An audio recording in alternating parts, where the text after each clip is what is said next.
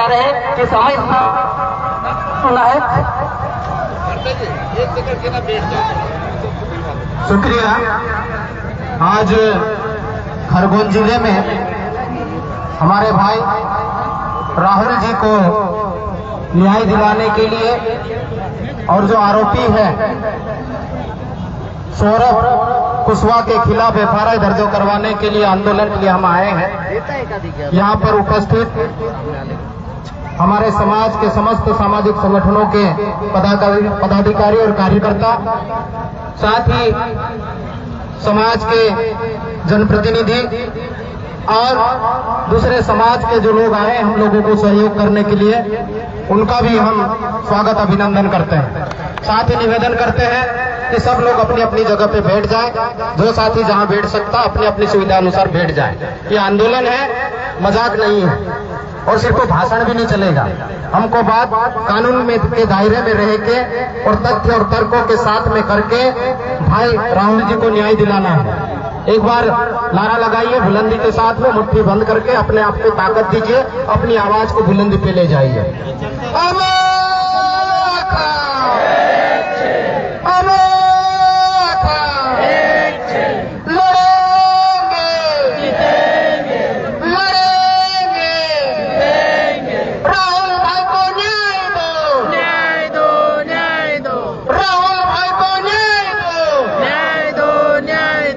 शुक्रिया।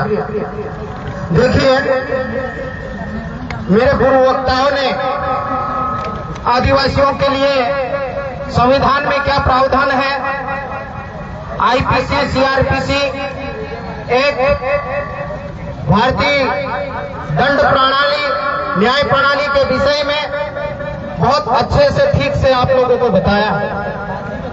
लेकिन मुझे बताइए कि जिस कानून की, जिस धारा की हम बात करते हैं, क्या वास्तव में हमारे साथ में जो व्यवहार में आते हैं, चाहे पुलिस की बात हो, चाहे तहसील कार्यालय की बात हो, चाहे एसडीएम कार्यालय की बात हो, चाहे कलेक्टर कार्यालय की बात हो, कानून के सम्मत हम लोगों के साथ में न्याय होता है या नहीं होता? बताइए। नहीं होता। नहीं होता ना? क्यों नहीं हो रहा? इसलिए नहीं हो रहा, इसके जिम्मेदार ये लोग तो है, उससे ज्यादा जिम्मेदार हम लोग। हम लोगों को हमारे देश के संविधान में आदिवासियों के लिए जो प्रावधान किए गए हैं ठीक से समझना है। जितने भी एक्ट हैं, जितने भी सर्कुलर हैं, हम लोगों को ठीक से पढ़ना है और यदि उसके तहत कार्रवाई नहीं हो रही है तो वहीं पर लड़ना है, झुकना नहीं है, डरना नहीं है। और इसीलिए आज आप लोग यहाँ आए हैं। એને એકોની વાત આપણા સમાજમાં કાંઈ બી ચીજ હોય, કાંઈ બી થઈ જાય, મોટર આવે, ગાડી આવે, કાંઈ હંગામો થઈ ગયો, કાંઈ બી થઈ જાય, પહેલ કોણ જાતલા નહીં કરે? કોણ જાતલા? પીડિયા પીડિયા જાતલા કે ડાહલા જાતલા? પીડિયા પીડિયા જાતલા ને देखने करे, डाढ़ा भी बदला पीडिया जाओ देखाओ काय हो गया, એને डाढ़ा काम में लाग रहा। क्या जतरा जो है देखा ही कि नहीं? जैसे देखने आई रही असरती की काय हंगामो ही रही दीने दहाड़े जरूरत पड़ से, दीने दहाड़े आदिवासी समाजन घर घर बता मानसे निकल से मुकाजे पहुंच से, क्या मेरे साथ अन्याय अत्याचार करना बंद करो। यदि ऑफिस में नहीं बना रहा दूर पड़ा, न्याय प्रणाली आदिवासी समाज ठीक से जाने। झगड़ा ही जाते अपना समाज में होते की नहीं होते? एक के दहाड़े बसला में आधा माणसे झाड़न तो ना आधा माणसे बहुत झाड़न तो ओथा कथा माणसे फिरतला, ओथा कथा माणसे फिरतला, दूध ने पानी करतला कि नहीं? गुनेगार का सजा देतला कि नहीं देतला? देतला। लेकिन 23 तारीख की घटना है, 23 तारीख से आज 28 तारीख हो गई है। आज तक राहुल भाई आपका बयान हुआ क्या? राहुल भाई आपका बयान हुआ? नहीं हुआ। क्यों नहीं हुआ? आपका मेडिकल हुआ? नहीं हुआ। आप पुलिस वाले मेडिकल करवाने जरूर लेके गए राहुल भाई को, लेकिन दारू पिया या नहीं पिया? अरे वो अपने घर में रह रहा है, दारू भी पिएगा, उसके अनुसार खाना भी खाएगा, उसके अनुसार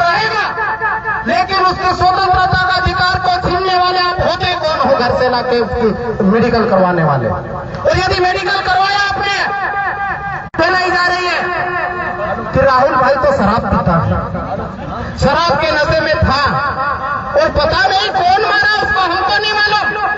उसकी वाइफ भी आई थी और वो भी डॉक्टर थी, ये तो दारूडिया है। अरे हमारे समाज को तुम क्या सिखाओगे कौन कैसा रहता है? और जो पिटाई की है वो एक प्रशिक्षित आदमी ने की है नहीं की है? बताओ आप लोग।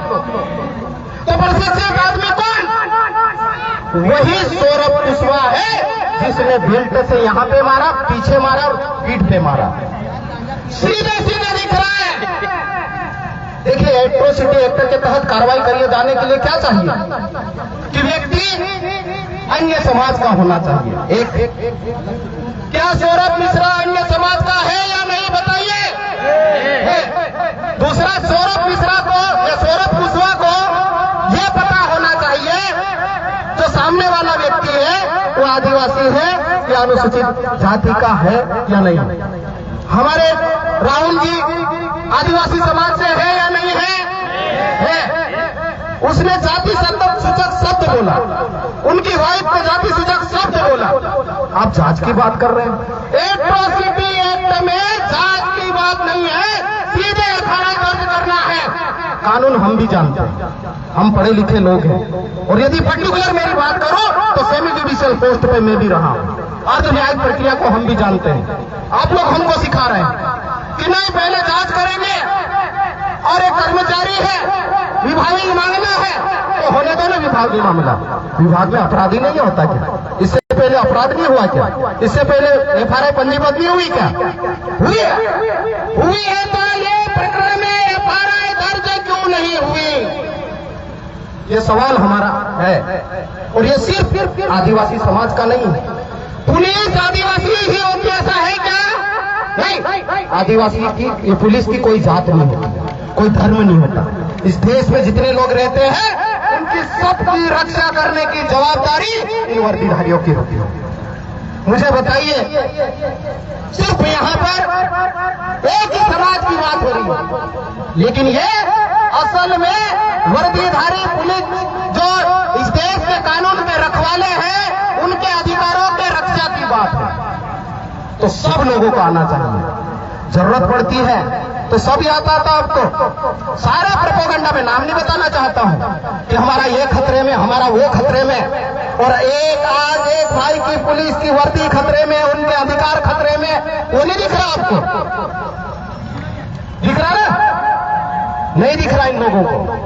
दूसरा कि जनप्रतिनिधि का काम होता है हमारे क्षेत्र में आने वाले समस्त लोग, चाहे किसी भी जाति, धर्म, पंथ, संप्रदाय के मानने रहने वाले हो, उनके अधिकारों की रक्षा के लिए सामने आना चाहिए। हमारे इलाके के सांसद कौन है? माननीय गजेंद्र पटेल जी। सारे विधायक आपके बीच में बैठे हुए हैं। उसको शर्म आ रही क्या? हम लोगों को बीच में आने की शर्म आ रही क्या? क्या आदिवासियों को डर लग रहा है क्या? आदिवासी आपके रक्षक हैं। आपको वोट देके सांसद बनाया है। आप फोन लगाते हो, एसपी साहब को फोन लगाते हो, कलेक्टर को फोन लगाते हो, देखना भाई सरकार की बदनामी होगी। अरे तो बदनामी होगी तो इस प्रकार का अन्याय होने क्यों देते हो? होने से पहले रोकते क्यों नहीं? आप एक ऑफिस में बैठ के चमका रहे एसपी को। और ये आज एक प्रकार का मामला नहीं है, कई प्रकार के मामले सामने आए हैं जिसमें आपने प्रशासन को डराने का, चमकाने का काम किया है। और सिर्फ ये तो राहुल भाई प्रतीक के रूप में हम लोगों के बीच में बैठे हैं। ऐसे कई राहुल है पुलिस विभाग में जो प्रताड़ित है। और आदिवासी समाज के जो लोग होते हैं ना, बहुत ईमानदार होते हैं। जो भी काम करते हैं ईमानदारी से करते हैं। यहाँ पर चाहे आरक्षक हो, एसआई हो या टीआई हो, एसडीओपी हो, उनके साथ में पदस्थापना में भी भेदभाव होता है, ड्यूटी में भी भेदभाव होता है। वो बोल नहीं पा रहे हैं और वर्दी में इसलिए हम लोगों के साथ में नहीं आ सकते। हम उनको लाना भी नहीं देंगे, लेकिन उनके अधिकारों की रक्षा करने की जवाबदारी हम जैसे लोगों की है। और हम ईमानदारी से जवाबदारी को निभाएंगे। जिस किसी भाई को तकलीफ हो, चाहे फोन हो, प्रत्यक्ष रूप से आइए, मिलिए, बताइए, हम आपकी परेशानी में साथ में खड़े होने के लिए तैयार हैं। और ये तो सिर्फ राहुल की बात है। इस देश में आदिवासियों के साथ में चाहे जिले की बात हो, चाहे प्रदेश की बात हो, चाहे देश की बात हो, सब जगह पे प्रताड़ित है आदिवासी समाज के लोग। वो इसलिए कि हम लोग चुप हैं। हम लोग आते हैं एक दिन के लिए, हम लोगों को तैयारी करना होगी आर पार की लड़ाई की। चाहे खाना मिले ना मिले, पानी मिले ना मिले, बैठने की जगह मिले ना मिले, लेकिन न्याय के लिए हम निरंतर लड़ते रहेंगे। ये बात हम लोगों को तय करना पड़ेगा। आप बताइए, ये खेरकुंडी में पुलिस कस्टडी में एक आदिवासी की हत्या होती है या नहीं होती? बताओ मुझे, क्या हुआ उस प्रकरण का? मानपुर के थाने में एक पुलिस कर्मी की हत्या होती या नहीं होती? उसके चिमटा लगा के नाखून खींच के जाते हैं। आप बताइए, इनके नाखून खींच के एक बार कैसा दर्द होता है? 8 फीट के गड्ढे में गाड़ देते हैं, आदिवासियों के कान में मुतते हो। जब उनके जंगल चाहिए, उनकी जमीन चाहिए, उनका पानी चाहिए, आदिवासियों को काम पे बुलाना हो, तब तो बहुत प्यारे लगते हैं आदिवासी समाज के लोग। लेकिन जब उनके अधिकारों की बात आती हो तो मुंह पे पट्टी लग जाती है। क्या बात है? ये समाज अब जाग चुका है। ये युवा पढ़े लिखे हैं, संविधान को पढ़ रहे हैं, अधिकार को पढ़ रहे हैं, अपने हक और अधिकार के लिए लड़ना जानते हैं। और ये एक भाई बोल रहा था, भीम गिरवाल, कि आप हमको इजाजत दीजिए, एक बार इजाजत दीजिए, न्याय कैसा हो तो हम सबक सिखा देंगे। तो वो बात भी आदिवासी समाज जानता है, ये इतिहास गवाह है। लेकिन हम इस देश के संविधान को मानते हैं। संविधान के दायरे में रह के हम अपनी लड़ाई को लड़ रहे हैं, शांतिपूर्ण तरीके से अपनी लड़ाई को लड़ रहे हैं। तो हमको उकसाओ मत, हमको डराओ मत, हमको सताओ मत, हमको जीने दो। हम जियो और जीने दे में विश्वास करते हैं, हम शांति में विश्वास करते हैं, खुशहाली से रहने में विश्वास करते हैं, सबको खिलाने में विश्वास करते या नहीं करते? आपके घर में नमक मिर्ची मिले ना मिले, रोटी मिले ना मिले, चाय पानी दूध मिले ना मिले, आपके घर पे कोई आता है तो उसको भूखा प्यासा जाने देते क्या? मुझे बताइए, नहीं जाने देते। ये हमारी परंपरा है। लेकिन आप हमको उकसा रहे हैं, हम मजबूर कर रहे हैं। ये पानी, एक दिन हमने सोचा कि रोज ये जगह खराब कर देता है, इसको तो सबक सिखाना है। हमने खिड़की दरवाजे बंद किए, हाथ में लठ लिए, उसको मारना चालू किया। मारते रहे। वो क्या करता, जब उसको कोई पास कोई विकल्प नहीं होता तो क्या करता? व्यक्ति हाथ पैर जोड़ता, माफ कर दो, मत मारो, मैं मर जाऊंगा, ऐसा बोलता है। वो क्या करता रहा, हम मारते रहे। फिर उसका रोप आया कि अब तो मार डालेंगे, तो मारो या मरो, फैसला तो करना पड़ेगा। जब उसने हमला करना चालू किया, भाव, हम सब लोगों को भगने के लिए फुर्सत नहीं थी। जैसे तैसे करके दरवाजा खोला और हम सारे लोग बाहर भाग गए। तो ऐसी नबूत मत आने दो, मत मारो हमको इतना, मत सताओ इतना हमको, हमारी बातों को ध्यान से सुन लो, इतने शांतिपूर्ण प्रिय तरीके से। आपने कहा हमको वक्त दीजिए। अरे 23 तारीख से आज 28 तारीख हो गई, कितने दिन हो गए ना? 5-6 दिन। 5-6 दिन में आपकी कार्रवाई पूर्ण नहीं हुई। तो ये तो कहीं ना कहीं मेलाफाइट इंटेंशन हमको नजर आता है। और सौरभ कुशवाहा तुम्हारा रिश्तेदार है क्या? तुम्हारा भाई है क्या? पुलिस के सामने भाई भतीजा भी हो तो नहीं चलता है।